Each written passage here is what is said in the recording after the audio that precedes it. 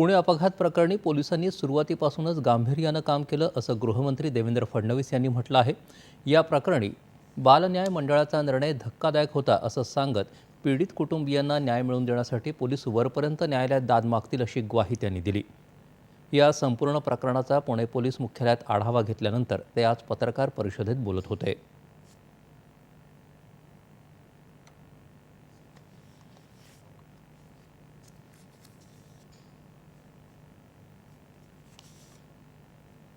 हा जो काही मुलगा आहे हा 17 वर्ष 8 महिन्याचा असल्यामुळे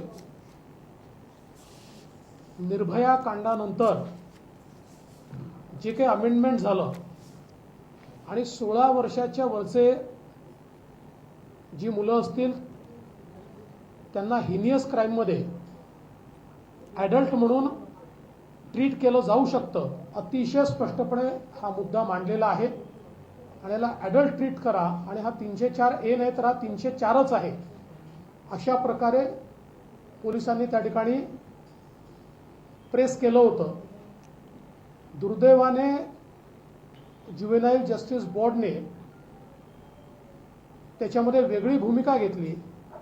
अशा प्रकारच्या प्रकरणांमध्ये जिथे पोलिसांनी सगळे पुरावे दिलेले आहेत, कोणालाही दारू पिऊन आणि बिना नंबरची गाडी चालवत कोणाला मारण्याचा अधिकार नाही आहे, त्यामुळे या प्रकरणामध्ये जिथपर्यंत जावं लागेल तिथपर्यंत जाण्याची पोलिसांची मनीषा आहे। अपघात झाल्यानंतर पोलिसांनी तातडीनं कारवाई केली असं फडणवीस यांनी सांगितलं। न्यायालयात सादर केलेल्या FIRमध्ये कलम 304 अंतर्गत सदोष मनुष्यवधाचा गुन्हा दाखल करण्यात आला आहे। वरिष्ठ पोलीस अधिकाऱ्यांनी रात्रीच हस्तक्षेप करत 304 कलम लावलं होतं असं सांगत आरोपीला वाचवण्याचा काहीच प्रश्न उद्भवत नाही असं ते म्हणाले। दिल्लीच्या निर्भया प्रकरणानंतर कायद्यात झालेल्या बदलानुसार 16 वर्षाच्या वरची मुलं जर निर्घृण कृत्य करताना आढळली तर त्यांना अल्पवयीन न समजता सज्ञान आरोपी म्हणून त्यांच्यावर खटला चालवला जाऊ शकतो अशी तरतूद आहे।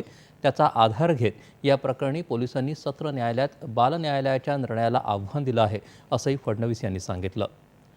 मुलाच्या वडिलांवरही गुन्हा दाखल झालेला आहे, तसंच अल्पवयीन मुलांना दारू देणाऱ्या पब मालकांवरही कारवाई करण्यात आली आहे असं त्यांनी सांगितलं। अपघात ज्या गाडीनं झाला तिची नोंद नसणं आणि इतर नियमांच्या उल्लंघन प्रकरणीही योग्य ती कारवाई केली गेली आहे असं ते म्हणाले।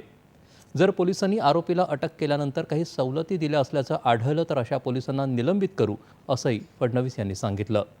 पालकांनीही आपल्या मुलांकडे लक्ष द्यावं, स्वातंत्र्याला स्वैराचार समजू नये असं आवाहनही फडणवीस यांनी केलं आहे।